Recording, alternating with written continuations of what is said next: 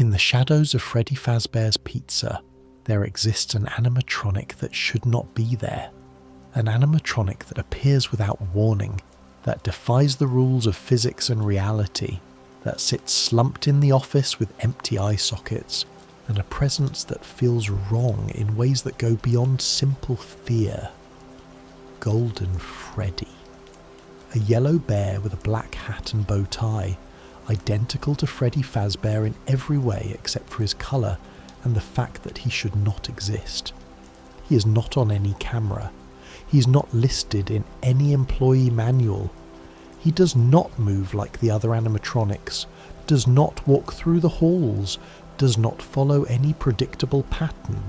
He simply appears, and when he does, the game crashes, the screen goes black, and the player is left with the understanding that they have encountered something beyond the normal rules of this haunted pizzeria. Golden Freddy is not just an animatronic.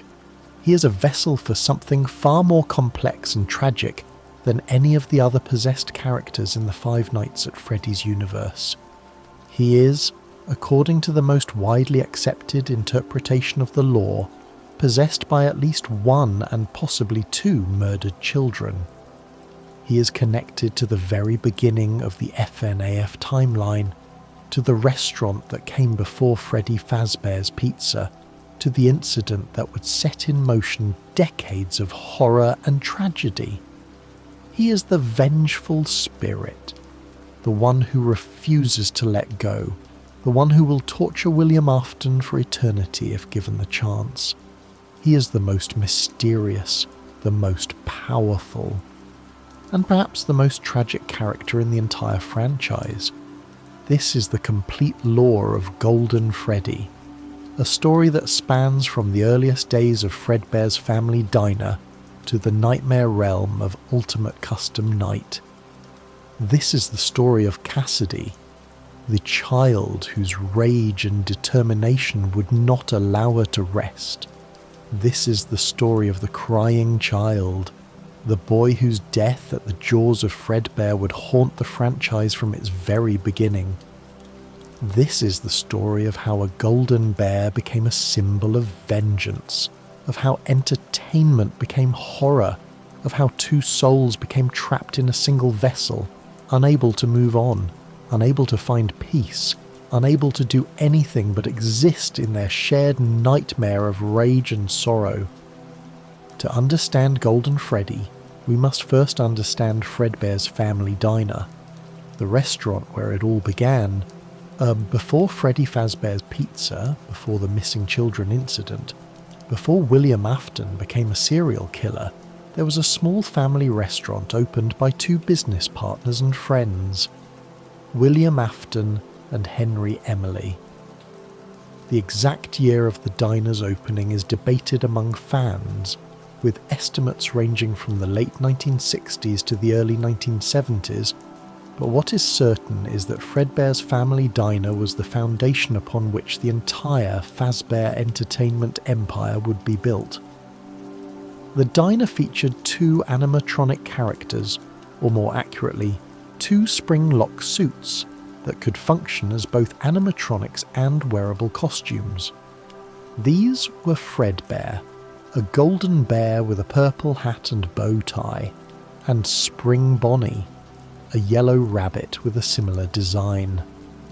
The spring-lock technology was William Afton's innovation. It's a complex system of springs and locks that could be wound back to allow a person to wear the suit, then released to allow the suit to function as an animatronic.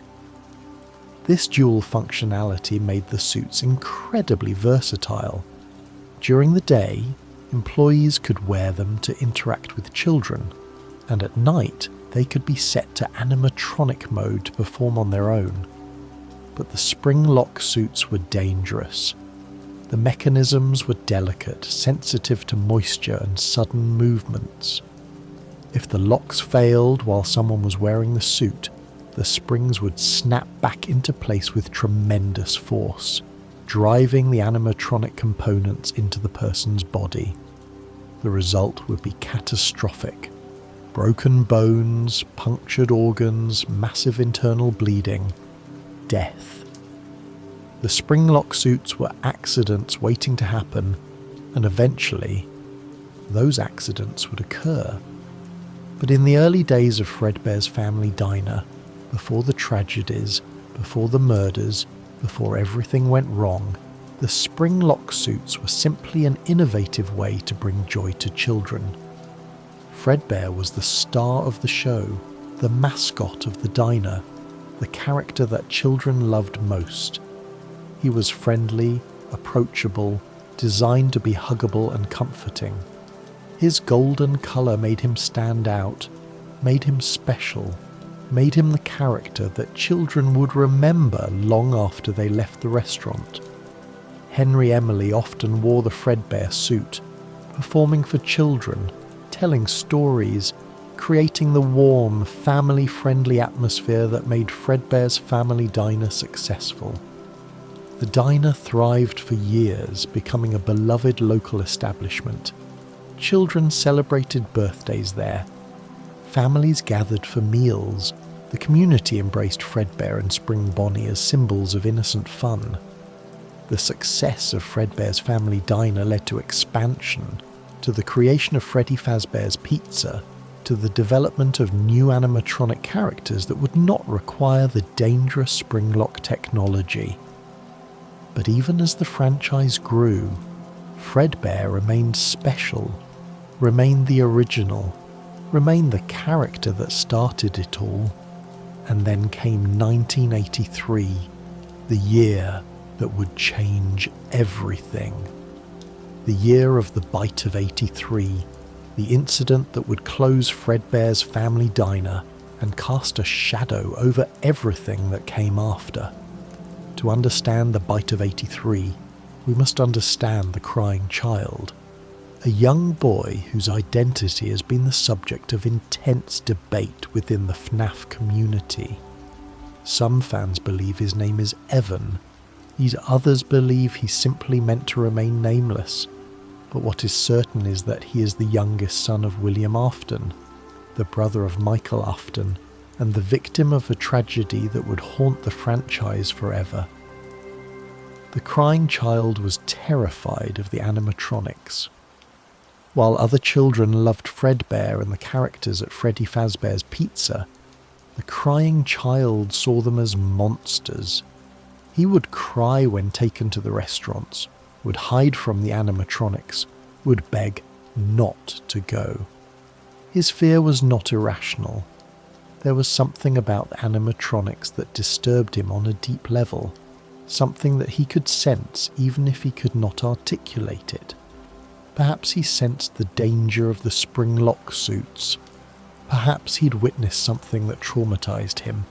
Yeah, or perhaps he simply had a child's intuition that something was wrong with these mechanical creatures. Michael Afton, the crying child's older brother, did not understand or respect his younger brother's fear. Michael was a teenager, cruel in the way that teenagers can be, more interested in impressing his friends than in protecting his vulnerable younger sibling. Michael and his friends wore masks of the animatronic characters, Freddy, Bonnie, Chica, and would torment the crying child, jumping out to scare him, chasing him through the house, making his life a nightmare of constant fear and anxiety. The torment culminated on the crying child's birthday, which was being celebrated at Fredbear's family diner. The exact date is debated, but it occurred in 1983, likely in the fall. The crying child did not want to be there. It did not want to be near Fredbear, did not want to celebrate his birthday at the place he feared most. But his family had planned the party, and he had no choice but to attend. Throughout the day, Michael and his friends continued their torment, wearing their masks, chasing the crying child, making him cry. And then Michael decided to take the prank too far. He and his friends grabbed the crying child, lifted him up despite his screams and struggles, and carried him toward the stage where Fredbear was performing. The crying child begged them to stop, cried out that he didn't want to go, pleaded with his brother to put him down. But Michael and his friends were laughing, thought it was funny, thought they were just giving the kid a little scare to help him get over his fear. They lifted the crying child up to Fredbear's face, pushed his head toward the animatronic's mouth, told him to give Fredbear a kiss. The crying child's head was placed inside Fredbear's mouth, and then, whether by accident or by some malfunction of the animatronic systems, Fredbear's jaws closed. The spring lock mechanisms activated, or perhaps it was simply the normal function of the animatronic's mouth, but the result was the same. Fredbear's jaws clamped down on the crying child's head with tremendous force. There was a sickening crunch, the sound of bone breaking, the screams of children and adults alike as they realized what had just happened. Blood, chaos. The party transformed into a nightmare in an instant. The crying child was rushed to the hospital, but the damage was catastrophic. His skull had been crushed, his brain severely injured. He lingered for days, unconscious, while his family waited and hoped. In the FNAF4 minigames, we see glimpses of his hospital room, hear the sound of medical equipment, see the plush toys that have been placed around him. We hear a voice, possibly William Afton, possibly someone else, telling him, "I will put you back together." But despite this promise, despite whatever efforts were made to save him, the crying child died from his injuries. The bite of 83 had profound consequences. Fredbear's family diner was closed. The spring lock suits were deemed too dangerous to use. The entire concept of wearable animatronic suits was abandoned. The incident cast a shadow over Fazbear Entertainment that would never fully lift. And the crying child, the innocent boy who'd been terrified of the animatronics and had died because of them, became something more than just a victim. He became, according to one of the most popular theories in the FNAF community, one of the souls trapped inside Golden Freddy. But the crying child is not the only soul associated with Golden Freddy. There is another child, another victim, another spirit whose rage and determination would make Golden Freddy one of the most powerful and terrifying entities in the FNAF universe. Her name is Cassidy, and she is the vengeful spirit, the one you should not have killed. Cassidy was one of the 5 children murdered by William Afton in the missing children incident of 1985. Like Susie, Gabriel, Fritz and Jeremy, Cassidy was lured away from the safety of the crowded restaurant by a man wearing a Spring Bonnie costume. Like the others, she was led to the back rooms where no one could see what was about to happen. Like the others, she was murdered, her body hidden inside an animatronic suit to conceal the evidence of Afton's crime. But unlike the others, Cassidy's soul did not simply seek confused revenge against security guards. Cassidy's soul became something more focused, more powerful, more determined. Cassidy became the spirit that would refuse to let William Afton escape justice, the spirit that would torture him for eternity if given the chance. The exact details of how Cassidy's soul came to possess Golden Freddy are unclear, lost in the fragmented nature of FNAF lore. What we know is that the marionette, possessed by Charlotte Emily and driven by a need to give life to the murdered children, placed masks on the bodies and bound their souls to the animatronics. Cassidy's soul was bound to Golden Freddy, and the old Fredbear suit that had been retired after the bite of 83, the suit that sat unused in the back rooms of Freddy Fazbear's Pizza, the suit that should have been decommissioned but was instead left to gather dust and become a vessel for the dead. The question of whether Golden Freddy is possessed by one soul or two has been one of the most debated topics in the FNAF community. The Golden Duo theory suggests that both the crying child and Cassidy possess Golden Freddy simultaneously, two souls trapped in a single vessel, each bringing their own trauma and rage to the animatronic. The evidence for this theory is compelling. The crying child died because of Fredbear, so it makes thematic sense that his soul would be bound to the Golden Freddy suit. Cassidy was murdered and her body hidden in the suit, so her soul would naturally be bound there as well. Two children, two tragedies, one vessel. If the Golden Duo theory is correct, then Golden Freddy represents something unique among the possessed animatronics. While Freddy, Bonnie, Chica and Foxy are each possessed by a single child's soul, Golden Freddy contains two souls with different experiences, different traumas, different reasons for their rage. The crying child died in an accident, a prank gone horribly wrong, killed by the animatronic he feared most. Cassidy was murdered deliberately, killed by a man who lured her away with promises and lies, her death part of a calculated series of crimes. These two souls trapped together in Golden Freddy would create a consciousness that is more complex, more powerful, and more unstable than any of the other possessed animatronics.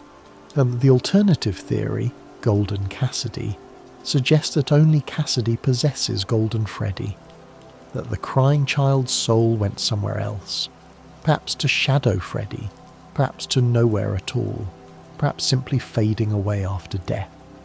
This theory is supported by evidence from later games, particularly the Survival Logbook and Ultimate Custom Night, which strongly suggest that Cassidy is the primary or sole consciousness within Golden Freddy.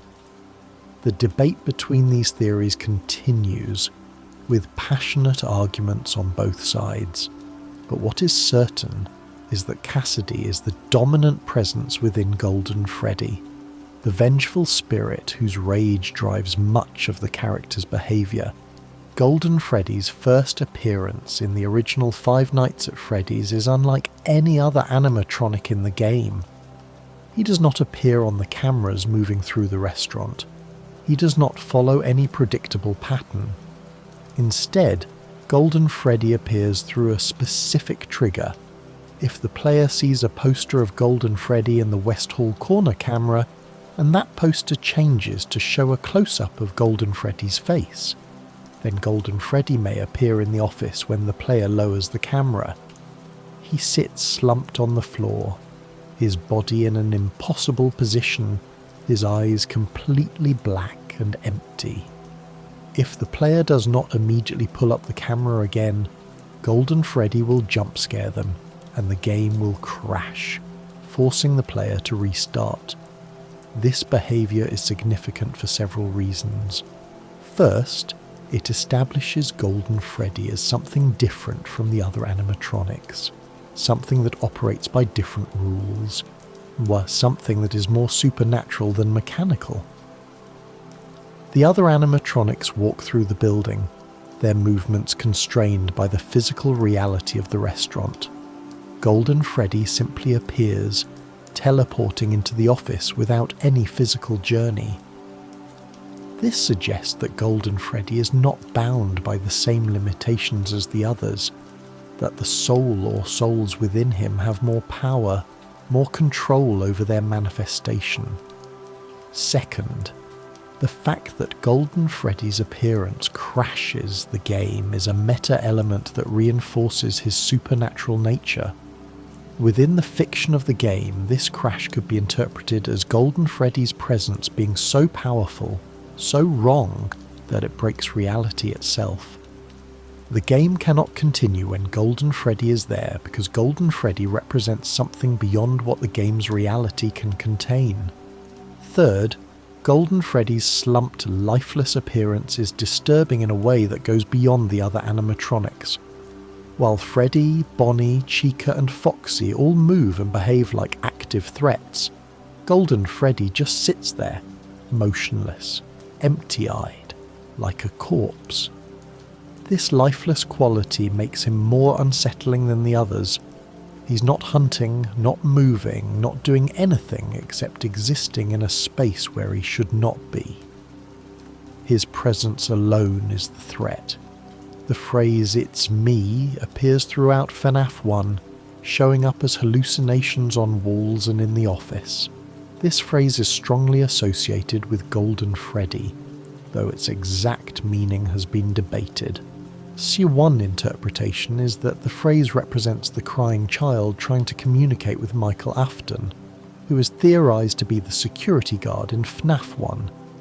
If Michael is working at Freddy Fazbear's Pizza as some form of penance for killing his brother, then "it's me" could be the crying child's attempt to make Michael recognise him, to make Michael understand that his brother is still here, still suffering, still trapped in this nightmare that Michael helped create. Another interpretation is that "it's me" represents Cassidy trying to identify herself to William Afton, trying to make him recognise her as one of his victims, trying to force him to confront what he has done. If the security guard is not Michael but some other employee, then "it's me" could be Cassidy's way of announcing her presence, of declaring that she is here, that she remembers, that she will not let her murder be forgotten. A third interpretation is that "it's me" is simply a manifestation of the guard's deteriorating mental state, hallucinations brought on by the stress and fear of working in a haunted restaurant. But given the supernatural nature of FNAF, this purely psychological explanation seems less likely than the interpretations that tie the phrase to the possessed animatronics and their attempts to communicate. In Five Nights at Freddy's 2, Golden Freddy appears again, but in a different form. This version, often called Withered Golden Freddy, is even more damaged and deteriorated than the FNAF 1 version. His suit is torn and tattered, his endoskeleton more exposed, his overall appearance suggesting something that has been abandoned and left to decay for years. Withered Golden Freddy appears in the office in the same way as his FNAF 1 counterpart, suddenly, without warning, sitting slumped on the floor.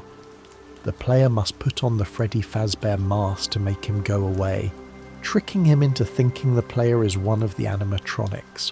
But Withered Golden Freddy has another appearance in FNAF 2 that's even more disturbing. In the hallway, the player may see Golden Freddy's head, just the head, floating in the darkness, moving slowly toward the office. This disembodied head is one of the most surreal and unsettling images in the entire franchise.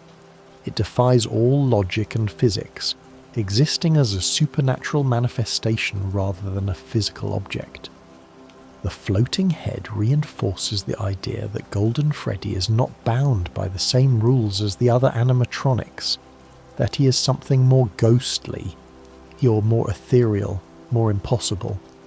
The fact that FNAF 2 is a prequel set in 1987 before the events of FNAF 1 means that Withered Golden Freddy is actually the earlier version of the character. This raises questions about the timeline of Golden Freddy's possession.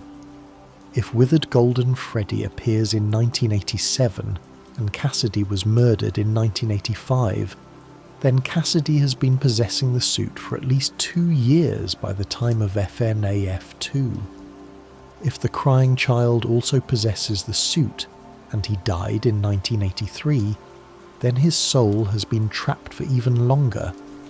The deterioration of the suit mirrors the deterioration of the souls within it, the decay of hope and sanity that comes from years of being trapped in a mechanical body, unable to move on, unable to find peace. FNAF 2 also introduces the concept of the Shadow animatronics, Shadow Freddy and Shadow Bonnie. Shadow Freddy is a dark, purple-tinted version of Golden Freddy, and some theories suggest that Shadow Freddy is connected to the crying child, that he represents the darker, more traumatized aspect of the soul that possesses Golden Freddy. If Golden Freddy contains two souls, then perhaps Shadow Freddy is the manifestation of the crying child's trauma, separate from but connected to the main Golden Freddy entity. This theory is speculative, but it attempts to explain the existence of Shadow Freddy and his connection to the Golden Freddy character. In Five Nights at Freddy's 3, Golden Freddy does not appear as an active threat, but his presence is felt throughout the game.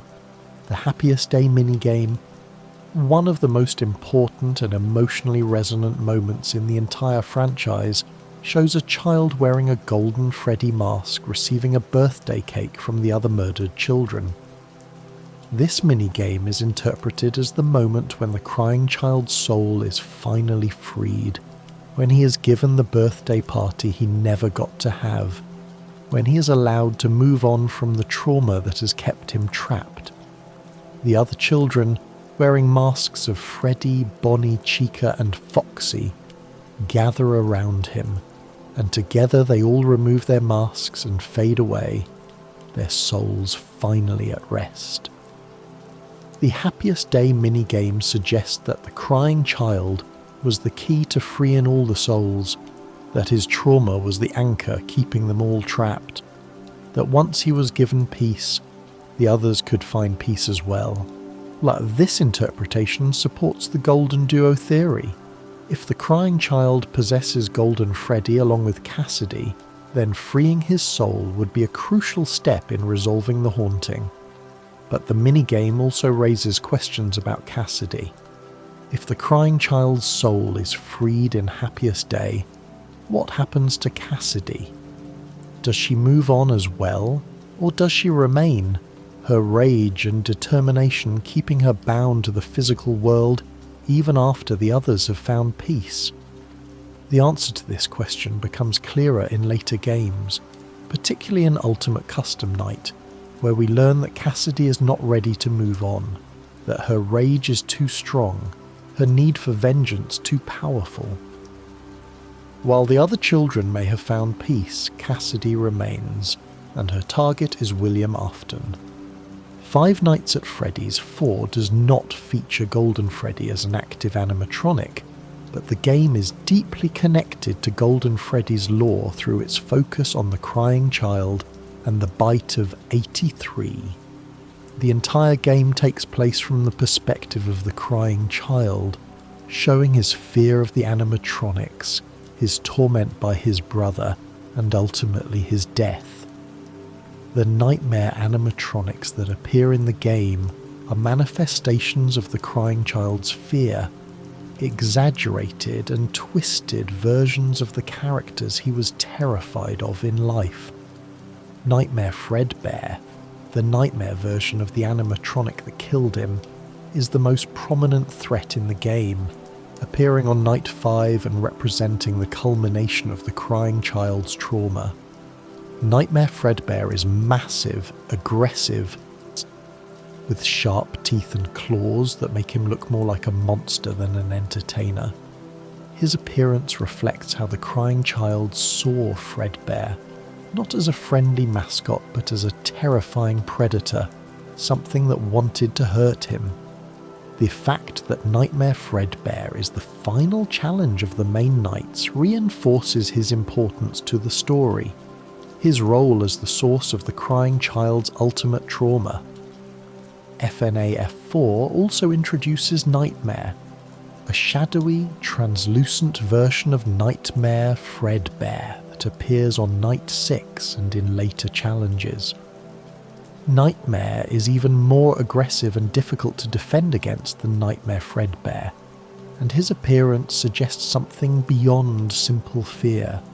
He represents death itself, the final darkness that claimed the crying child, the end that he could not escape. Nightmare's connection to Golden Freddy is thematic rather than direct, but he reinforces the idea that Fredbear/Golden Freddy is associated with death, with trauma, with the darkest aspects of the FNAF story. In Freddy Fazbear's Pizzeria Simulator, FNAF 6, Golden Freddy does not appear as an active animatronic, but the game provides crucial information about Cassidy through the Lawkeeper ending. If the player completes specific tasks and finds all the hidden grave markers, they unlock an image showing 6 graves, 1 for Charlotte Emily and 5 for the missing children. The 5 children's graves are marked with names: Gabriel, Jeremy, Susie, Fritz, and Cassidy. This is the first time in the games that Cassidy's name is explicitly confirmed, providing definitive evidence that Cassidy is one of the murdered children and, by extension, is the soul-possessing Golden Freddy. The placement of Cassidy's grave among the others suggests that she was part of the missing children incident, that she died on the same day as the other 4 children, that her murder was part of William Afton's calculated series of crimes. But the fact that Cassidy's grave is shown separately from the others in some interpretations, or that her name is revealed last, suggests that she is special, that her role in the story is different from the other victims. The fire at the end of Pizzeria Simulator is meant to free all the trapped souls, to burn away the physical vessels that bind them and allow them to finally move on. Henry Emily's speech during the fire addresses the animatronics, acknowledges the children trapped inside, and promises them rest. The graves shown after the fire suggest that the plan worked, that the souls have been freed, that the nightmare is finally over. But for Cassidy, the nightmare is not over. Her rage is too strong, her need for vengeance too powerful. While the other children may have found peace, Cassidy has one more task to complete. Ultimate Custom Night is where Cassidy's true nature is revealed, where we learn that she is the vengeful spirit, the one you should not have killed. UCN is presented as a nightmare realm where William Afton, after dying in the fire at the end of Pizzeria Simulator, is trapped and tortured by the animatronics. The game features over 50 animatronic characters, all attacking the player simultaneously, creating an overwhelming and nearly impossible challenge. But this is not just a game, it is Cassidy's creation, her personal hell designed specifically to torture William Afton for eternity. Throughout UCN, various animatronics speak lines that reveal the nature of this nightmare. He tried to release you, he tried to release us, but I'm not going to let that happen. I will hold you here, I will keep you here, no matter how many times they burn us.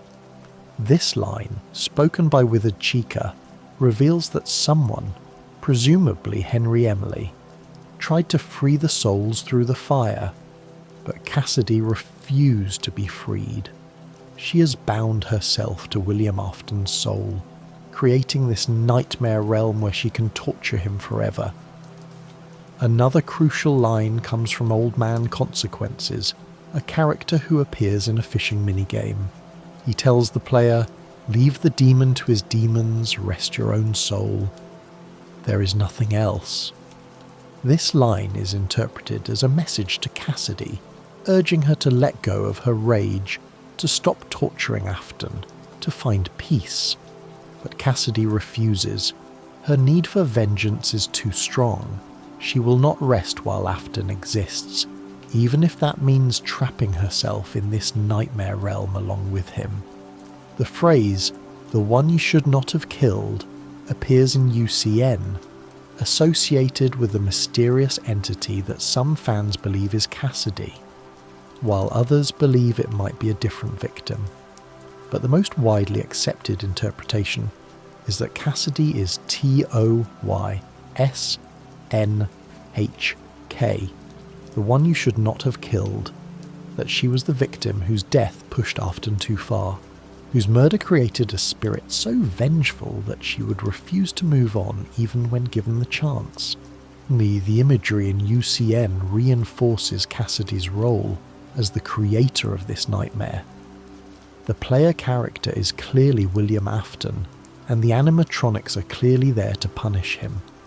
The difficulty is intentionally overwhelming, designed not to be beaten but to create endless suffering. This is not a game that Afton can win. It is a prison that Cassidy has created, a hell where she is both the warden and a fellow prisoner, bound to Afton by her own rage and determination. The question of whether Cassidy's actions are justified is complex and troubling. On one hand, William Afton is a serial killer who murdered multiple children, who destroyed families, who caused immeasurable suffering. He deserves punishment, deserves to face consequences for his crimes. Cassidy's rage is understandable. Her desire for vengeance is natural. Her refusal to let Afton escape justice is admirable in its determination. On the other hand, Cassidy is trapping herself in this nightmare along with Afton. She's refusing the peace that the other children have found, refusing to move on, refusing to let go of her trauma and rage. She is becoming defined by her victimhood, by her murder, by her hatred of Afton, rather than by who she was in life. The tragedy of Cassidy is that she cannot let go. While Susie, Gabriel, Fritz and Jeremy have moved on, while even the crying child has found peace in Happiest Day, Cassidy remains trapped by her own choice. She's become the very thing that binds her. Her rage has become her prison. Her need for vengeance has become her curse. She is the vengeful spirit, but that vengeance comes at the cost of her own freedom, her own peace, her own chance to be more than just a victim of William Afton. The relationship between Cassidy and the crying child, if both souls do indeed possess Golden Freddy, is fascinating to consider. These are two children with very different experiences of death. The crying child died in an accident, a prank gone wrong, killed by an animatronic but not by malice. Cassidy was murdered deliberately, killed by a man who planned her death, who lured her away with lies, who ended her life as part of a calculated series of crimes. The crying child's death was a tragedy of negligence and cruelty, but not of evil intent. Cassidy's death was pure evil, pure malice, pure calculated murder. If both souls share Golden Freddy, then they would have very different perspectives on their situation. The crying child might be more inclined toward peace, toward moving on, toward accepting what happened and finding rest. Cassidy would be driven by rage, by the need for justice, by the refusal to let her murderer escape punishment. These two souls would be in conflict, pulling Golden Freddy in different directions, creating a consciousness that is unstable and contradictory. This conflict might explain some of Golden Freddy's behaviour across the games.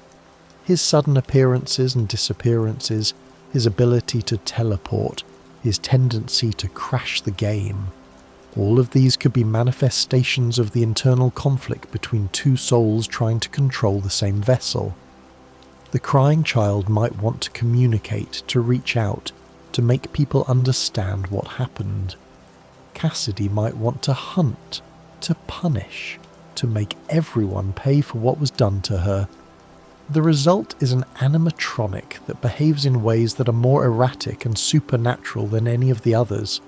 The Happiest Day minigame takes on additional significance if we interpret it as the moment when the crying child's soul is freed, leaving Cassidy alone in Golden Freddy.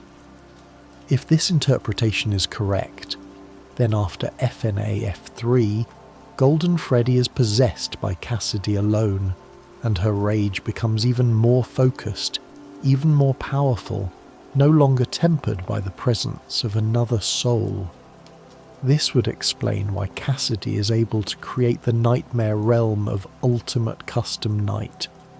Without the crying child's influence, without anyone to moderate her rage, Cassidy becomes the vengeful spirit in full, capable of bending reality to her will in order to torture William Afton. The physical appearance of Golden Freddy across the games is significant. He's always shown as damaged, deteriorated, wrong in some way. In FNAF 1 he is slumped and lifeless, his eyes empty black voids. In FNAF 2 he is even more tattered, and his head can appear floating separately from his body. This deterioration is not just physical, it represents the decay of the soul or souls within him, the corruption that comes from years of rage and trauma and being trapped in a mechanical body. The golden colour itself is symbolically important. Gold is associated with value, with treasure, with things that are precious and special. But in the context of FNEA-F, the golden colour of Fredbear and Golden Freddy becomes associated with tragedy, with death, with the darkest moments of the franchise. The bite of 83 involved a golden bear. The missing children incident involved a golden rabbit. Golden Freddy is possessed by the most vengeful spirit in the entire series. The colour that should represent something positive has been corrupted, transformed into a symbol of horror and suffering. The black hat and bow tie that Golden Freddy wears are identical to Freddy Fazbear's accessories, reinforcing the connection between the two characters. Golden Freddy is essentially a recolour of Freddy, the same design in a different colour, suggesting that he was meant to be a variant or predecessor of the main mascot. This visual similarity makes Golden Freddy's wrongness even more disturbing. He looks like Freddy, but he behaves in ways that are completely different, completely supernatural, completely impossible. The empty eye sockets that Golden Freddy displays in his appearances are particularly unsettling. While the other animatronics have glowing eyes or visible eyeballs, Golden Freddy's eyes are simply black voids, empty spaces where eyes should be. This emptiness suggests death, suggests something that is not alive in any meaningful sense, suggests a vessel that is occupied by something that should not be there. The empty eyes make Golden Freddy look more like a corpse than a machine, more like something dead that is moving anyway, more like a violation of the natural order. The way Golden Freddy sits slumped on the floor is also significant. The other animatronics stand upright, move through the building, behave in ways that are consistent with their mechanical nature. Golden Freddy just sits there, collapsed, as if the suit is empty, or as if whatever is inside it lacks the strength or will to make it stand. This slumped posture makes Golden Freddy look defeated, exhausted, like something that has given up. But this appearance is deceptive. Golden Freddy is not defeated, not exhausted, not harmless. His slumped posture is a trap, a false sense of security before the jump scare, before the crash, before the player realizes that they have encountered something far more dangerous than they understood. The jump scare that Golden Freddy delivers in FNAF 1 is unique among all the animatronics. Instead of the typical jump scare animation where an animatronic lunges at the camera, Golden Freddy's jump scare is a simple close-up of his face, his empty eyes staring directly at the player, and then the game crashes. This crash is not a bug, it is an intentional part of Golden Freddy's design, a way of making him feel more powerful, more reality-breaking, more impossible than the other animatronics. The crash suggests that Golden Freddy's presence is so wrong, so contrary to the rules of the game's reality, that the game itself cannot continue when he is there. The poster that triggers Golden Freddy's appearance in FNAF1 is another element of his supernatural nature. The poster shows a normal image of Golden Freddy, but if the player looks at it multiple times, it changes to show a close-up of Golden Freddy's face with the text, "It's me," written across it. This changing poster defies logic. Posters do not change on their own, do not display different images depending on how many times you look at them. The changing poster is a supernatural event. A sign that Golden Freddy is not bound by the normal rules of reality, that he can manipulate the environment in ways that the other animatronics cannot. The connection between Golden Freddy and the phone calls in FNAF 1 is also worth examining. On night 5, if the player completes the night, they hear a garbled, distorted phone call that, when reversed and slowed down, appears to be someone reading an excerpt from a book about an automobile accident. The meaning of this call is unclear, but some fans believe it is connected to Golden Freddy, that it represents the confusion and trauma of the soul or souls trapped within him. The distorted nature of the call mirrors the distorted nature of Golden Freddy himself, something that should make sense but has been twisted and corrupted into something incomprehensible. In FNAF 2, the death minigames provide crucial information about the missing children incident, and by extension, about Cassidy and Golden Freddy. These minigames show a purple figure representing William Afton luring children away and murdering them. They show the marionette placing masks on the children's bodies, binding their souls to the animatronics. They show the aftermath of the murders, the haunted animatronics beginning their hunt for revenge. These minigames are fragmented and cryptic, but they provide the foundation for understanding how the possessions occurred, how the children's souls came to be trapped in the animatronics, how the nightmare began. The give gifts give life. Minigame is particularly important for understanding Golden Freddy. In this minigame, the player controls the marionette as she places masks on 4 children's bodies, binding their souls to Freddy, Bonnie, Chica, and Foxy. But then a 5th child appears, slumped in the corner, and the marionette approaches this child as well. The screen goes dark, and when it returns, Golden Freddy's face appears with the text, "It's me." This minigame suggests that the 5th child, Cassidy, was bound to Golden Freddy, that her soul was the last to be given life, that she is the final piece of the missing children incident.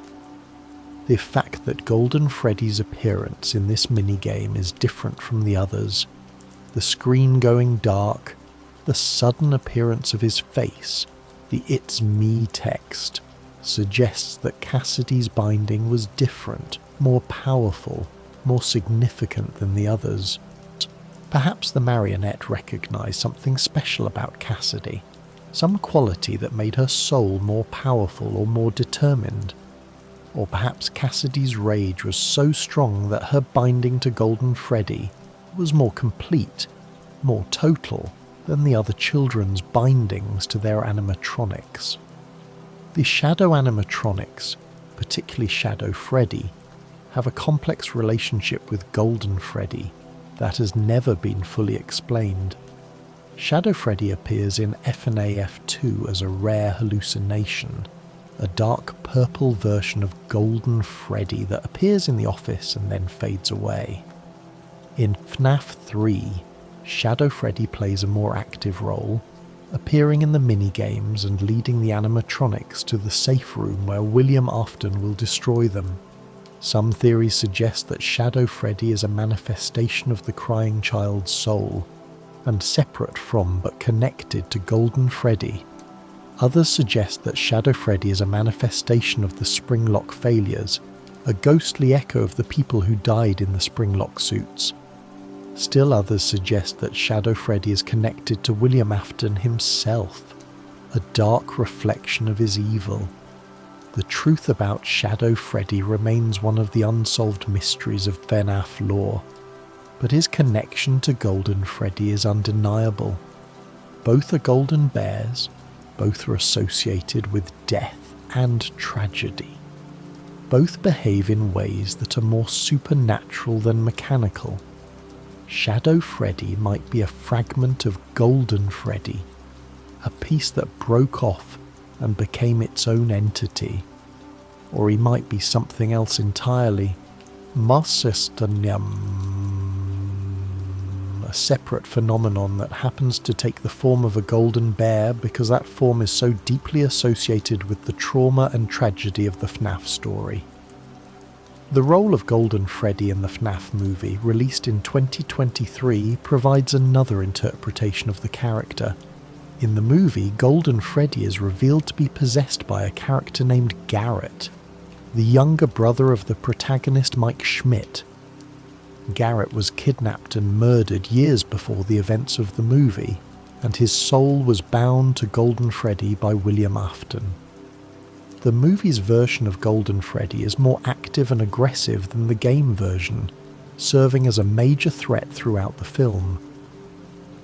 The movie's interpretation of Golden Freddy differs from the game lore in several ways. Garrett is not the same character as the crying child or Cassidy, and the circumstances of his death are different from the game's missing children incident. But the core elements remain the same. Golden Freddy is possessed by a murdered child, he is connected to William Afton's crimes, and he is more powerful and supernatural than the other animatronics. The movie's Golden Freddy reinforces the character's status as special, as different, as the animatronic that represents the deepest tragedy and the strongest rage. The community's response to Golden Freddy has been intense and sustained since the first game's release. Golden Freddy was immediately recognized as something special, something different from the other animatronics. The mystery of his identity, his connection to the lore, his supernatural behavior, all of these elements made Golden Freddy a focal point for fan theories and discussions. The revelation of Cassidy's name in FNAF 6, the confirmation of her role as the vengeful spirit in UCN, the ongoing debate about whether the crying child also possesses Golden Freddy. All of these developments have kept Golden Freddy at the centre of FNAF lore discussions. Fan art of Golden Freddy ranges from cute and innocent to dark and disturbing. Some artists depict Golden Freddy as he appears in the games, slumped, damaged, empty-eyed. Others reimagine him as he might have been before the tragedies, when Fredbear was just a friendly mascot bringing joy to children. Still others explore the emotional dimension of the character, showing Cassidy's rage, the crying child's fear, the tragedy of souls trapped in a mechanical body. The diversity of fan art reflects the complexity of Golden Freddy as a character, the multiple interpretations and understandings that fans bring to him. Fan fiction exploring Golden Freddy's character often focuses on the internal conflict between the two souls, if the Golden Duo theory is accepted. Writers imagine conversations between Cassidy and the crying child, debates about whether to seek revenge or find peace, struggles for control over the shared body. These stories explore themes of trauma, rage, forgiveness, and the difficulty of letting go of pain. They give voice to characters who, in the games, can only communicate through cryptic messages and violent actions. Some fan fiction explores Cassidy's perspective specifically, imagining what it would be like to be the vengeful spirit, to be so consumed by rage that you would refuse peace, that you would trap yourself in a nightmare realm just to ensure your murderer suffers. These stories are often dark and intense, exploring the psychology of vengeance, the cost of refusing to let go, the question of whether justice and revenge are the same thing. They portray Cassidy as both sympathetic and frightening, a victim who has become something more than human in her determination to punish her killer. Other fan fiction focuses on the crying child, exploring his fear of the animatronics, his relationship with his brother Michael, his death, and what came after. These stories often have a more melancholic tone, focusing on loss and regret rather than rage and vengeance. They explore what it would be like to die as a child, to be trapped in the thing you feared most. To watch your family grieve while being unable to communicate that you are still there. The crying child's story is one of innocence destroyed, of a child who never got to grow up, of a tragedy that could have been prevented if people had just been kinder, more careful, more aware of the consequences of their actions. The music community has created numerous songs about Golden Freddy, exploring his lore and significance through lyrics and melody. These songs often focus on the "it's me" phrase, on the mystery of Golden Freddy's identity, on the tragedy of the souls trapped within him. Some songs are from Cassidy's perspective, expressing her rage and determination. Others are from the crying child's perspective, expressing his fear and sorrow. Still others take a more omniscient view, and telling the story of Golden Freddy from beginning to end, from Fredbear's family diner to Ultimate Custom Night. The YouTube community has produced countless videos analysing Golden Freddy, discussing theories, compiling evidence, debating his role in the FNAF lore. The question of who possesses Golden Freddy, one soul or two, Cassidy alone or Cassidy and the crying child together, has been the subject of hours of video content, with creators presenting detailed arguments for their preferred theories. The revelation of Cassidy's name, the interpretation of Ultimate Custom Night, the meaning of Happiest Day, all of these topics have generated extensive discussion and analysis. The cosplay community has embraced Golden Freddy, creating costumes that range from accurate recreations of his game appearance to creative reinterpretations. The challenge of cosplaying Golden Freddy lies in capturing his damaged, deteriorated appearance while still making the costume recognizable and impressive. Some cosplayers focus on the slumped, lifeless quality of the character, creating costumes that look genuinely unsettling. Others take a more theatrical approach, emphasizing the supernatural aspects of Golden Freddy, using lighting effects and props to create an otherworldly appearance. The merchandise surrounding Golden Freddy has been extensive, though perhaps not as prominent as merchandise for the main 4 animatronics. Golden Freddy plushies, action figures, and other items are popular among fans who appreciate the character's mysterious and tragic nature. Owning Golden Freddy merchandise is a way of engaging with the deeper lore of FNAF, of showing appreciation for the complexity and darkness of the story, rather than just the surface-level horror. The symbolism embedded in Golden Freddy's character is rich and multi-layered. He represents the consequences of negligence. The crying child died because people were not careful with the spring lock suits, because Michael and his friends did not consider the consequences of their prank, because the adults present did not intervene to stop what was happening. He represents the consequences of evil. Cassidy died because William Afton chose to murder children, because he valued his own twisted desires over the lives of innocent people, because he believed he could get away with his crimes.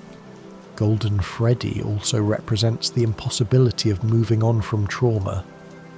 While the other murdered children eventually find peace, Cassidy refuses to let go, refuses to move on, refuses to accept that her death is in the past.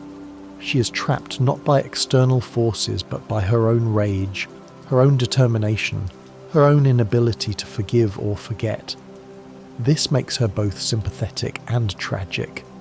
We understand why she cannot let go, but we also see how her refusal to move on is destroying her, is preventing her from being anything other than a victim and an avenger. The empty eye sockets of Golden Freddy symbolize the emptiness of vengeance, the way that rage can hollow out a person until there is nothing left but the need for revenge.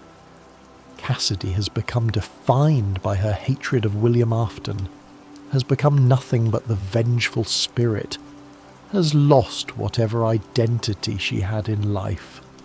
The empty eyes suggest that there is nothing inside Golden Freddy except rage and pain, either that the child who once lived has been consumed by the trauma of her death. The slumped posture of Golden Freddy symbolizes defeat and exhaustion, but also the weight of trauma. The souls trapped in Golden Freddy are carrying an impossible burden, the burden of their own deaths, the burden of their rage and pain, the burden of being trapped in a mechanical body for years or decades. This burden is so heavy that it makes Golden Freddy collapse, makes him unable to stand upright like the other animatronics, makes him appear defeated even as he remains dangerous. The supernatural abilities of Golden Freddy, his teleportation, his ability to crash the game, his floating head in FNAF 2, symbolize the way that trauma breaks the normal rules of reality. People who have experienced severe trauma often describe feeling disconnected from reality, feeling like the normal rules of life no longer apply to them, feeling like they exist in a different world from everyone else. Golden Freddy's supernatural behavior is a manifestation of this disconnection, this sense that he exists outside the normal rules because what happened to him was so far outside the normal rules of how life should work. The "it's me" phrase symbolizes the desperate need to be recognized, to be seen, to be acknowledged. The souls trapped in Golden Freddy want people to know that they are still here, that they still exist, that they matter. Whether it is the crying child trying to make his brother recognize him, or Cassidy trying to make William Afton acknowledge what he did, the phrase represents the fundamental human need to be seen and understood. Yeah, a need that becomes even more desperate when you're trapped in a mechanical body, unable to communicate in normal ways. The connection between Golden Freddy and Fredbear symbolizes how something innocent can be corrupted by tragedy. Fredbear was meant to bring joy to children, was meant to be a symbol of fun and entertainment, was meant to create happy memories. But the bite of 83 transformed Fredbear into a symbol of death and trauma, and the missing children incident transformed the Golden Freddy suit into a prison for murdered souls. The character that was meant to represent happiness has become associated with the darkest moments of the FNAF story, a corruption that mirrors how trauma can corrupt our memories and associations, turning things that should be positive into triggers for pain. The relationship between Golden Freddy and William Afton is the core of the character's significance in the later games. While the other murdered children seek confused revenge against security guards, believing one of them might be their killer, Cassidy knows exactly who her killer is and exactly what she wants to do to him. The creation of the ultimate custom night nightmare realm represents the culmination of this relationship. Cassidy has finally trapped Afton, has finally created a situation where he cannot escape, where he must face the consequences of his actions forever. But this relationship is also a trap for Cassidy. By binding herself to Afton, by creating this nightmare realm and maintaining it, Cassidy has made herself dependent on Afton's continued existence. She cannot move on while he exists. Lee cannot find peace while he suffers, cannot be anything other than his tormentor. In trying to punish Afton, Cassidy has imprisoned herself as well, has created a situation where she is as trapped as he is, where her existence is defined entirely by her relationship to her murderer. This is the ultimate tragedy of Golden Freddy. The character represents not just the victims of William Afton's crimes, but the way that victimhood can become an identity, the way that trauma can become a prison, the way that the need for justice can transform into something that destroys the person seeking it. Cassidy deserves justice, deserves to see Afton punished, deserves to have her murder acknowledged and avenged, but the cost of that justice is her own freedom, her own peace, her own chance to be more than just a victim and an avenger. The question of whether Cassidy's actions in Ultimate Custom Night are right or wrong is one that the games do not answer definitively. On one hand, William Afton is a monster who deserves to suffer for his crimes. On the other hand, Cassidy is destroying herself in her quest for vengeance, is refusing the peace that the other children have found, is becoming as trapped as Afton himself. The games present this situation without judgment, allowing players to form their own opinions about whether Cassidy's vengeance is justified or whether she should let go and find peace. The character of Old Man Consequences, who appears in UCN and tells the player to leave the demon to his demons, represents the voice of wisdom urging Cassidy to let go. But Cassidy does not listen, does not accept this advice, or does not believe that letting go is an option. Her determination is both admirable and tragic. Admirable because she refuses to let her murderer escape justice. Tragic because she is sacrificing her own well-being in pursuit of that justice. The legacy of Golden Freddy in the FNAF franchise is immense. He is one of the most iconic characters in the series, one of the most mysterious, one of the most deeply connected to the core themes and lore. From his origins as Fredbear at Fredbear's family diner, through the Bite of 83 and the Missing Children incident, to his role as the vengeful spirit in Ultimate Custom Night, Golden Freddy's story spans the entire timeline of FNAF. He is present at the beginning, at the end, and at every crucial moment in between.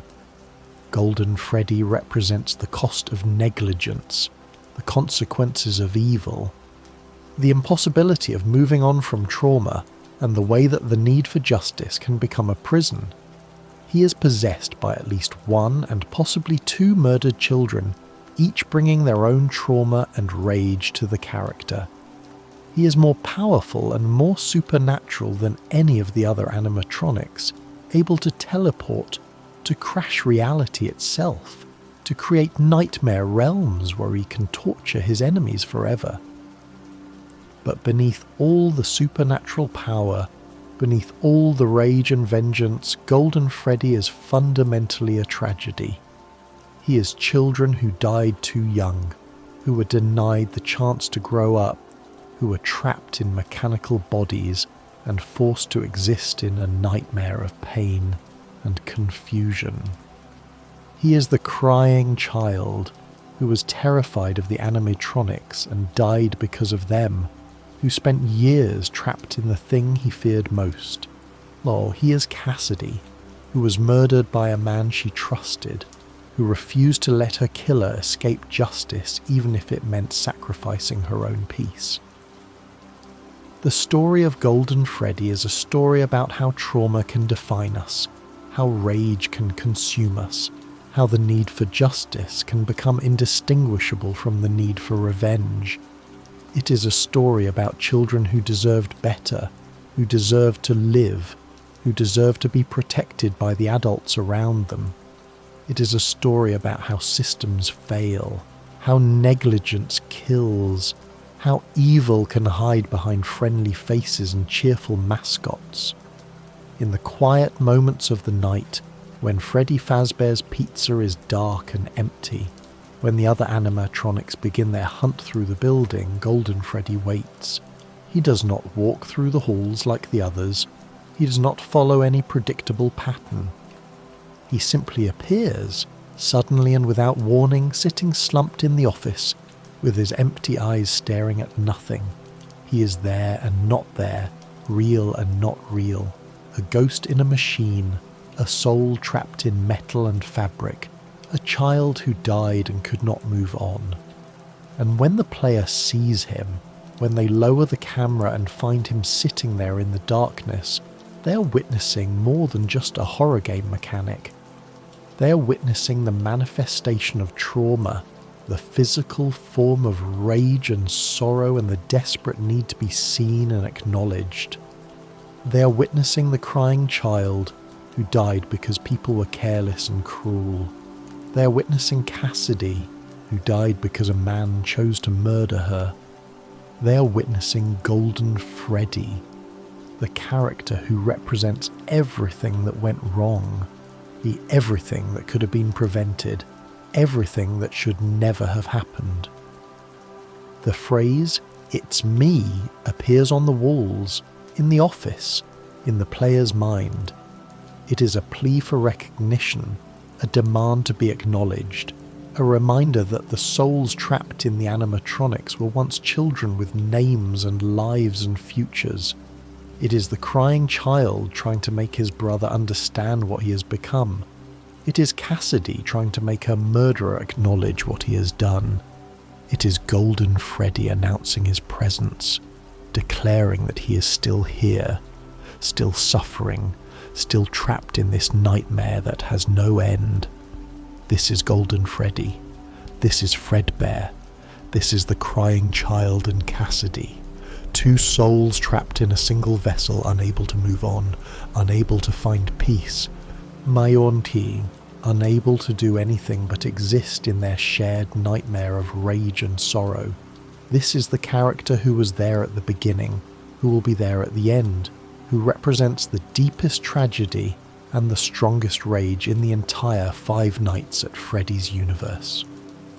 The golden bear sits slumped in the darkness, his empty eyes staring at nothing, his damaged body a testament to years of suffering and decay. He is waiting, as he has always waited, as he will always wait.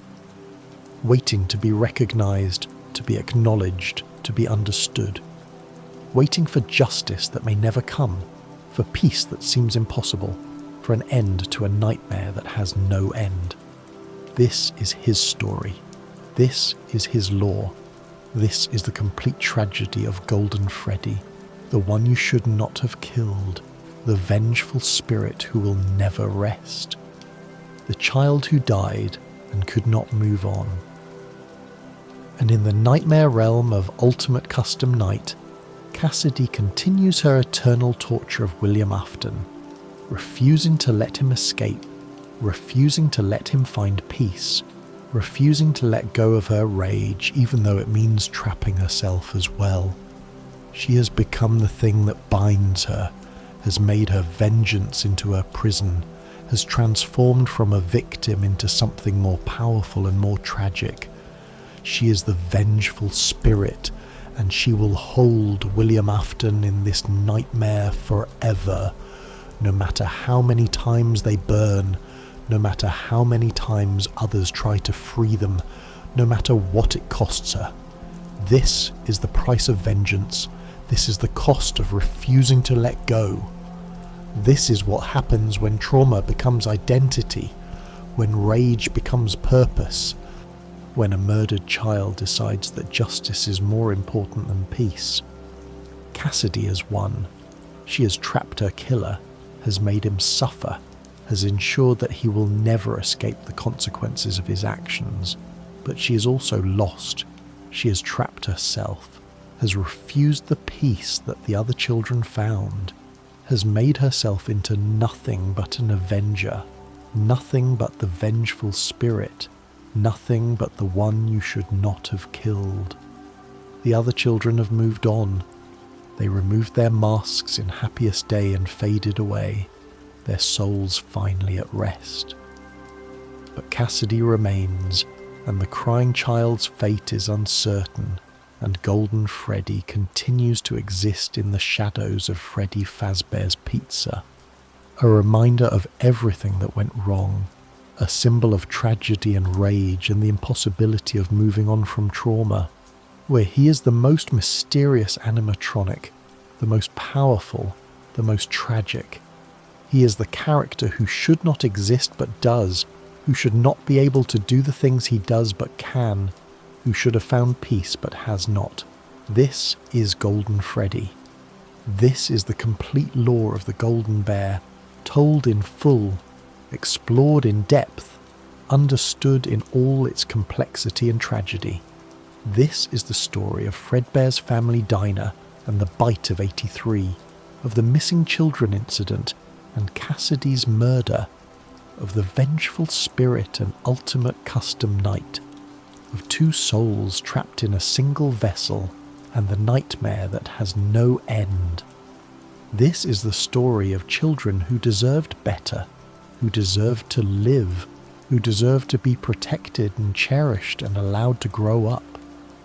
This is the story of how negligence and evil destroyed those children, trapped their souls. They created a nightmare that would span decades and consume everyone it touched. And as long as people play Five Nights at Freddy's, as long as people explore the lore and debate the theories and try to understand the mysteries, Golden Freddy will be there. Sitting slumped in the darkness, his empty eyes staring at nothing, his presence a violation of reality itself. He will be there in the office, appearing without warning, crashing the game, reminding players that some things are too powerful, too wrong, too tragic to be contained by normal rules. He will be there in the nightmare realm, torturing William Afton forever, refusing to let go, refusing to move on, refusing to be anything other than the vengeful spirit. This is his story. This is his lore. This is Golden Freddy, the one you should not have killed, and his tragedy, horrifying, heartbreaking, and ultimately eternal, is one that will endure as long as the Five Nights at Freddy's franchise itself endures. The technical implementation of Golden Freddy across the FNAF games reveals fascinating details about how the developers chose to represent this supernatural character through game mechanics. In the original Five Nights at Freddy's, Golden Freddy's appearance is triggered by a specific sequence of events that feels almost ritualistic. The player must view a particular camera, must see the poster change, must lower the camera at the right moment. This sequence creates a sense that Golden Freddy's appearance is not random but summoned, as if the player's actions are performing some kind of digital seance that brings the spirit into the office. The randomness of Golden Freddy's appearance adds to his mystique. Unlike the other animatronics whose movements can be tracked and predicted, Golden Freddy appears based on probability and chance. A player might go through multiple nights without ever seeing him, or he might appear multiple times in a single night.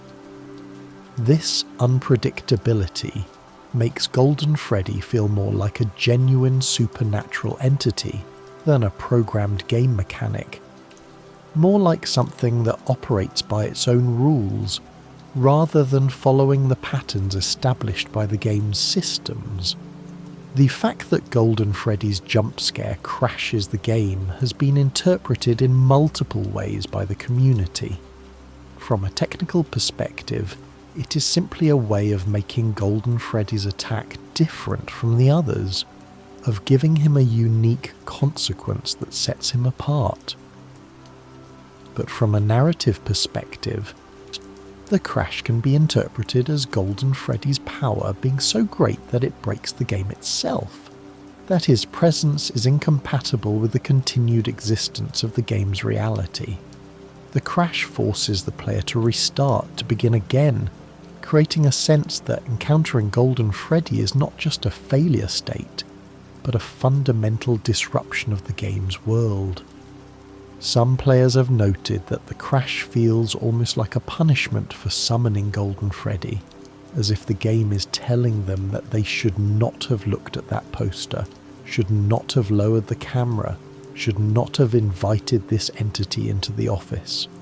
This interpretation frames Golden Freddy as something forbidden, something that should remain hidden, something that the player disturbs at their own peril. The crash becomes a consequence not just of failing to defend against an animatronic, but of violating some unspoken rule about what should and should not be summoned. In FNAF 2, Golden Freddy's mechanics change in ways that reflect the evolution of the game's systems. The Freddy mask mechanic, which allows players to fool most animatronics into thinking they are one of them, works on Golden Freddy, suggesting that he can be deceived in ways that his FNAF 1 counterpart could not. But the appearance of Golden Freddy's floating head in the hallway introduces a new element of surrealism, a visual that is so impossible and wrong that it reinforces Golden Freddy's status as something beyond normal animatronic behaviour. The floating head has become one of the most iconic and disturbing images in the entire FNAF franchise. It defies all logic and physics, existing as a pure supernatural manifestation. The head moves slowly down the hallway toward the office, and if the player does not put on the mask in time, Golden Freddy will attack. But the image of the disembodied head floating through the darkness is more unsettling than the attack itself, creating a sense of wrongness that lingers long after the encounter is over. The fact that Golden Freddy appears in both his full slumped form and as a floating head in FNAF 2 suggests a fragmentation of his being, a sense that he is not fully coherent or stable. If Golden Freddy is possessed by two souls, then perhaps the floating head represents one soul, while the slumped body represents the other. A visual manifestation of the internal conflict between the crying child and Cassidy.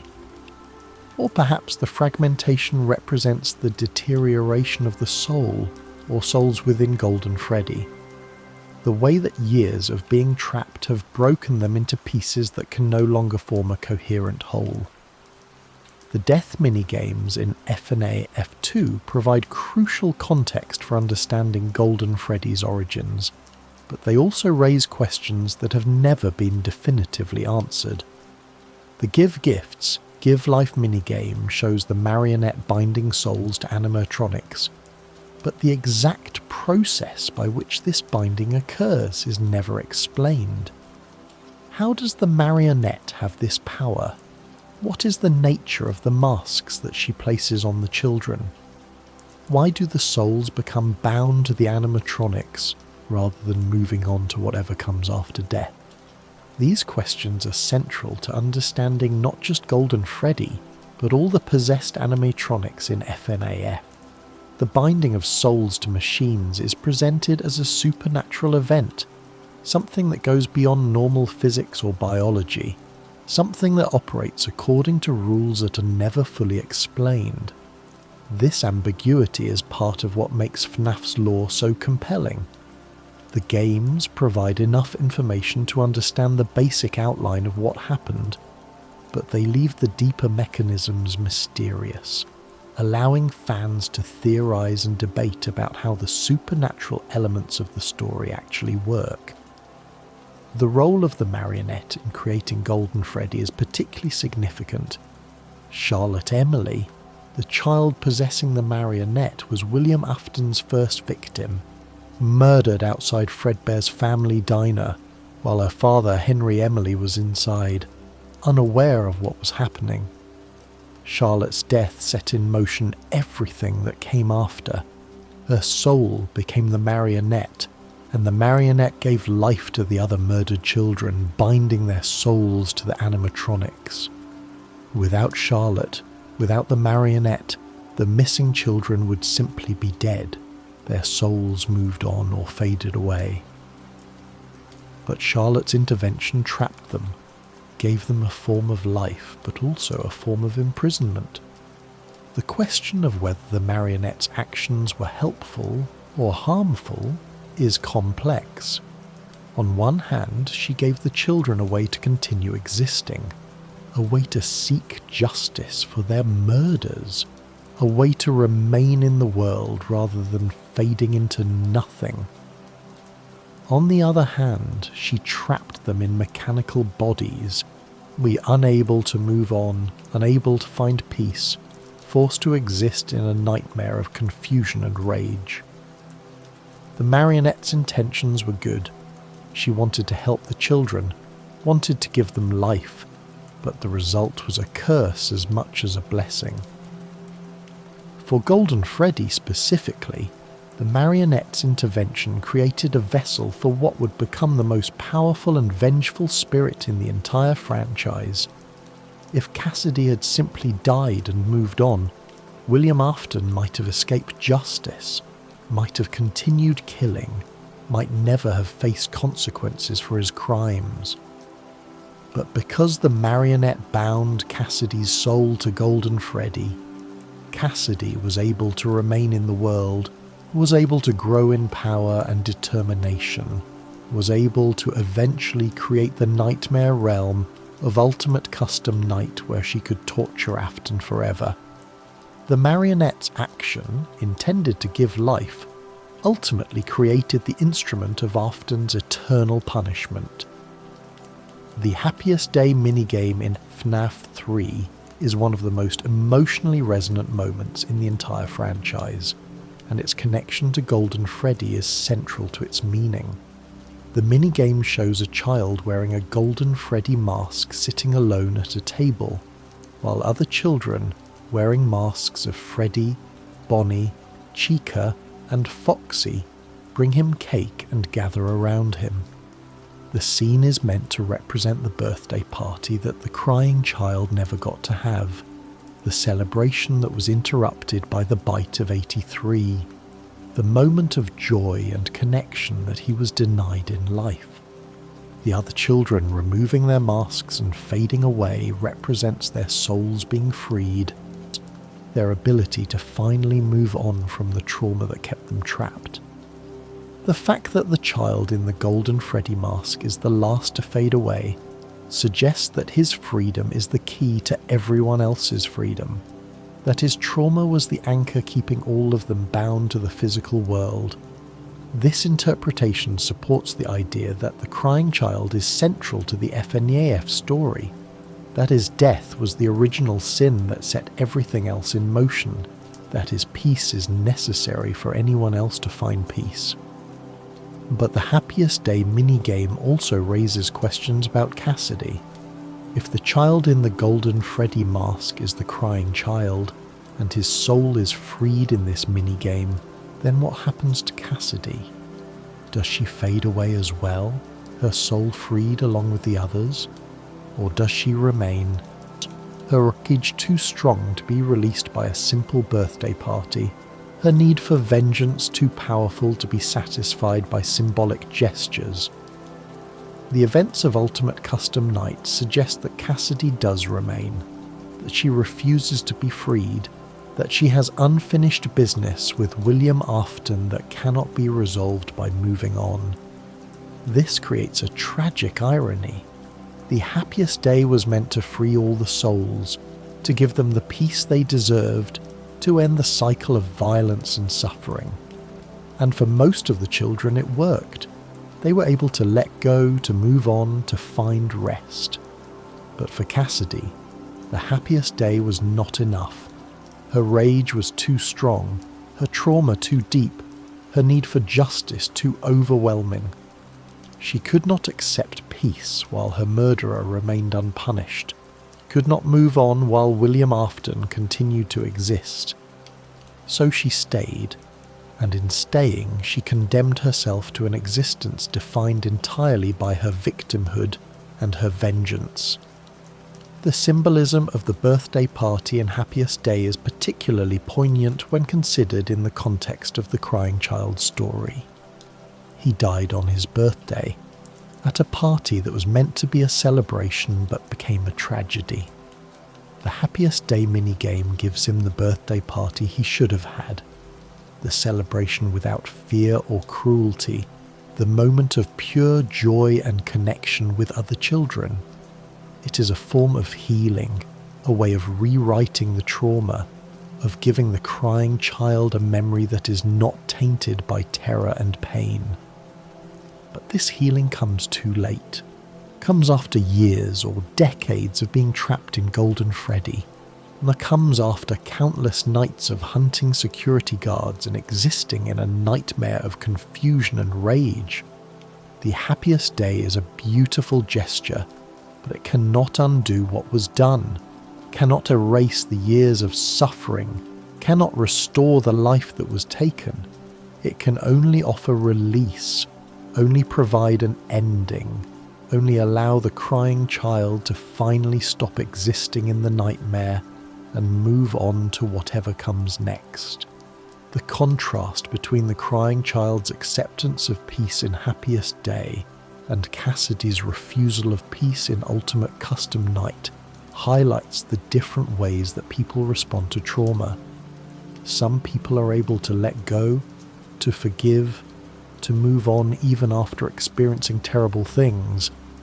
Others cannot let go, cannot forgive, cannot move on because the injustice of what happened to them is too great.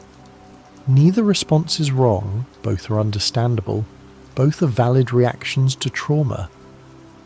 But the consequences of these different responses are profound. The crying child, by accepting peace, is able to end his suffering, is able to stop being defined by his death, is able to become something other than a victim. Cassidy, by refusing peace, condemns herself to eternal suffering, to being forever defined by her murder, to existing only as a victim and an avenger. The crying child's choice leads to freedom, to rest, to an end to the nightmare. Cassidy's choice leads to imprisonment, to endless rage, to a nightmare that has no end. The question of whether Cassidy's choice is justified is one that each person must answer for themselves. Is it right to refuse peace in pursuit of justice? Is it acceptable to trap yourself in a nightmare if it means your murderer will also be trapped? Is vengeance worth the cost of your own freedom and well-being? These are not questions with easy answers, and the FNAF games do not provide definitive moral judgments. They simply present the situation and allow players to form their own conclusions. The cultural impact of Golden Freddy extends far beyond the FNAF franchise itself. The character has become an icon of indie horror gaming, a symbol of how effective simple design and ambiguous lore can be in creating something memorable and impactful. Golden Freddy's influence can be seen in countless other horror games that have followed FNAF, games that use similar techniques of supernatural antagonists, cryptic lore, and mechanics that blur the line between game systems and narrative elements. The "it's me" phrase has entered the broader gaming lexicon, becoming a reference that is recognised even by people who have never played FNAF. The phrase has been used in other games, in memes, in discussions about horror and supernatural themes. It has become shorthand for the idea of a spirit trying to communicate, of something from beyond trying to make its presence known, of the desperate need to be recognised and acknowledged.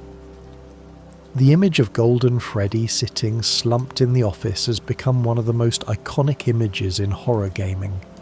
It has been recreated, parodied, referenced, and homaged in countless pieces of fan art, in other games, in videos and animations.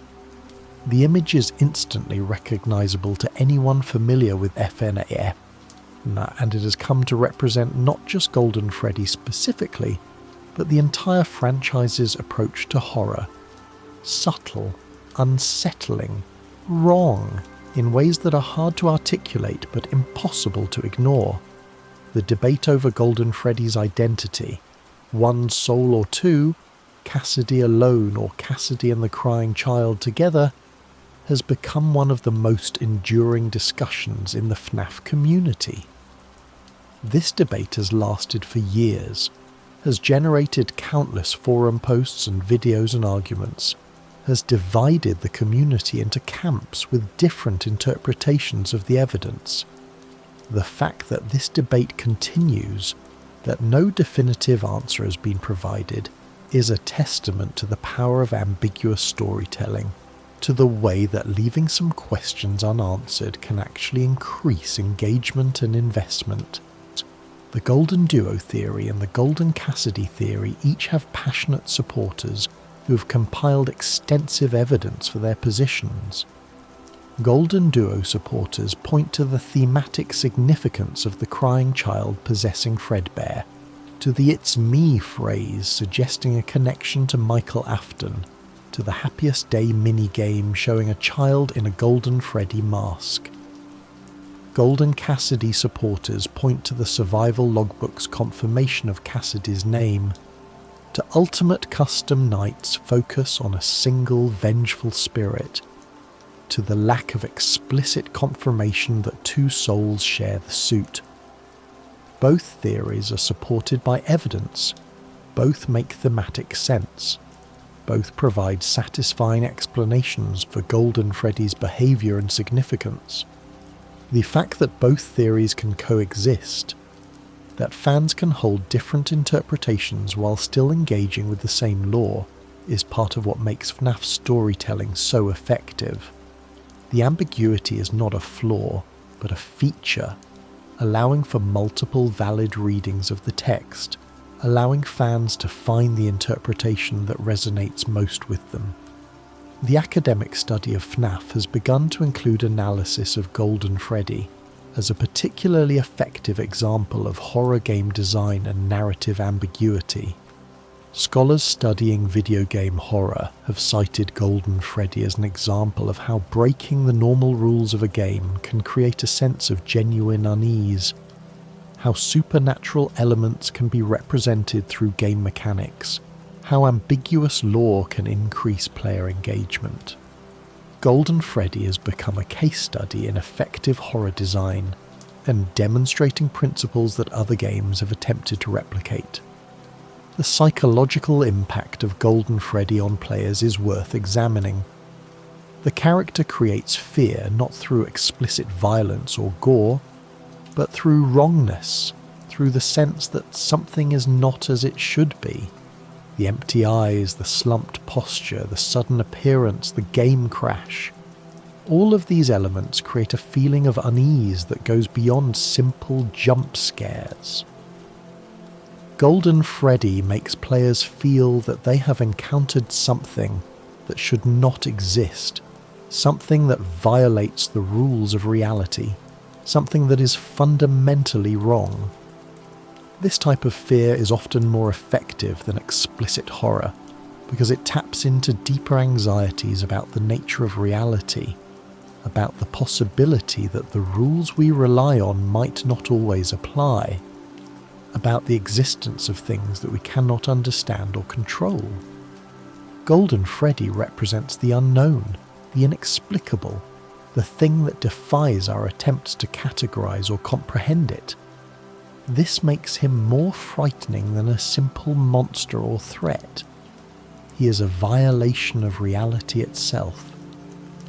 The way that Golden Freddy has been adapted and reinterpreted across different FNAF media, games, books, movie, demonstrates the flexibility and enduring appeal of the character. Each adaptation brings something new to Golden Freddy, while maintaining the core elements that make him recognizable and significant. The games present him as a supernatural entity with mysterious origins and powerful abilities. The books explore different versions of his story, with different children possessing him in different continuities. The movie gives him a more active role, making him a direct threat rather than a mysterious presence. These different interpretations do not contradict each other so much as they complement each other, each one exploring different aspects of what Golden Freddy represents. The games focus on mystery and ambiguity, leaving much unexplained and allowing fans to theorize. The books provide more explicit narratives, giving names and backstories and clear explanations for events. The movie adapts the character for a visual medium, emphasizing the horror and tragedy in ways that work for film. Together, these different versions create a rich, multifaceted understanding of Golden Freddy that is greater than any single interpretation could provide.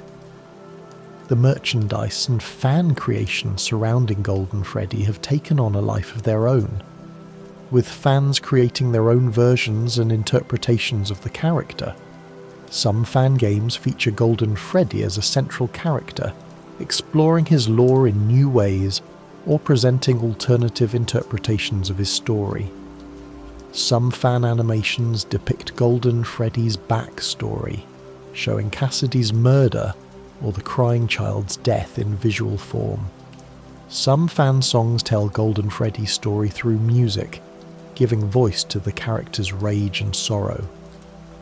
This fan creativity demonstrates the deep connection that people feel to Golden Freddy, the way that the character has resonated with audiences and inspired them to create their own content. Golden Freddy is not just a character that people consume passively. He's a character that inspires active engagement, that makes people want to explore his story further, and that encourages creativity and interpretation. This is the mark of truly effective character design and storytelling, when a character becomes more than just what the creator intended, when they take on a life of their own in the minds and hearts of the audience. The philosophical questions raised by Golden Freddy's existence are profound and disturbing. What does it mean to be dead but not gone? What does it mean to exist in a state between life and death, trapped in a mechanical body, unable to move forward or backward? What does it mean to be so consumed by rage that you would refuse peace, would trap yourself in a nightmare, would make your entire existence about punishing the person who wronged you? These questions are not just abstract philosophical puzzles. They're questions about the nature of trauma, about how we respond to injustice, about what it means to seek justice versus seeking revenge. Golden Freddy, through his story and his actions, forces us to confront these questions, to think about what we would do in a similar situation, to consider whether vengeance is ever worth the cost it demands. The ethical implications of Cassidy's actions in Ultimate Custom Night are particularly complex. On one hand, William Afton is a serial killer who murdered multiple children and deserves to be punished. On the other hand, Cassidy is torturing him eternally, creating a nightmare realm where he suffers without end, refusing to allow him any possibility of redemption or peace. Is this justice, or is it cruelty? Is Cassidy right to do this, or has she become as monstrous as Afton himself? These questions do not have easy answers. Man, Afton's crimes are so heinous that many people would argue he deserves whatever punishment Cassidy inflicts on him. But the fact that Cassidy is destroying herself in the process, that she is refusing peace and freedom in order to maintain this torture, suggests that her actions are not purely about justice, but about something darker and more self-destructive. She's not just punishing Afton, she's punishing herself, trapping herself in the same nightmare, making herself into nothing but an instrument of vengeance. The tragedy of Golden Freddy is that there is no good ending, no resolution that makes everything right. The crying child died in an accident that could have been prevented if people had been more careful, more kind, more aware of the consequences of their actions. Cassidy was murdered by a man who chose to kill children for his own twisted reasons. Both of these children deserved better, deserved to live, deserved to grow up and have full lives, but they did not get what they deserved, and nothing that happens after their deaths can change that fundamental injustice. The best that can be hoped for is that the crying child found peace in Happiest Day, that he was able to let go of his trauma and move on to whatever comes after death. But even this peace comes after years or decades of suffering, after countless nights of being trapped in Golden Freddy, after experiencing a nightmare that no child should ever have to endure. The peace is real, but it does not erase what came before, does not undo the suffering, does not make the tragedy any less tragic. For Cassidy, there is no peace. He has no resolution, no ending that makes things right. She has chosen vengeance over peace, has chosen to trap herself in order to trap Afton, has chosen to make her entire existence about punishing her murderer. This choice is understandable. Afton deserves to be punished, and Cassidy deserves to see him suffer for what he did to her. But the cost of this choice is Cassidy's own freedom, her own chance at peace, her own possibility of being something other than a victim and an avenger. This is the complete lore of Golden Freddy, told in full, explored in depth, understood in all its complexity and tragedy. From Fredbear's family diner to Ultimate Custom Night, from the Bite of 83 to the Missing Children incident, from the crying child's death to Cassidy's eternal vengeance. This is the story of the Golden Bear who became a symbol of everything that went wrong in the 5 Nights at Freddy's universe. This is the story of children who deserved better, of trauma that could not be overcome, of rage that could not be satisfied, of a nightmare that has no end. Golden Freddy sits in the darkness, slumped and lifeless, his empty eyes staring at nothing. He is there and not there, real and not real, a ghost in a machine, a soul trapped in metal. He is the crying child who died because people were careless. He is Cassidy, who died because a man chose to murder her. He is the vengeful spirit who will torture William Afton forever. He is the one you should not have killed, the character whose rage is so strong that it can bend reality, create nightmare realms, refuse peace even when it is offered. And as long as people remember 5 Nights at Freddy's, as long as people explore the lore and debate the theories and try to understand the mysteries, Golden Freddy will be remembered. Not just as a horror game antagonist, not just as a mysterious character with ambiguous lore, but as a symbol of trauma and rage and the impossibility of moving on from injustice. He will be remembered as the character who represents the cost of negligence and the consequences of evil, the character who shows us what happens when children are not protected, when systems fail, when people choose cruelty over kindness. This is Golden Freddy. This is his complete lore, his full story, his entire tragedy. And it is a tragedy that will endure, that will continue to resonate, that will remain relevant as long as people care about stories of injustice and trauma and the desperate human need for recognition and justice. The Golden Bear will sit in the darkness forever, waiting to be seen, waiting to be acknowledged, waiting for a peace that may never come. This is his curse. This is his story. This is Golden Freddy.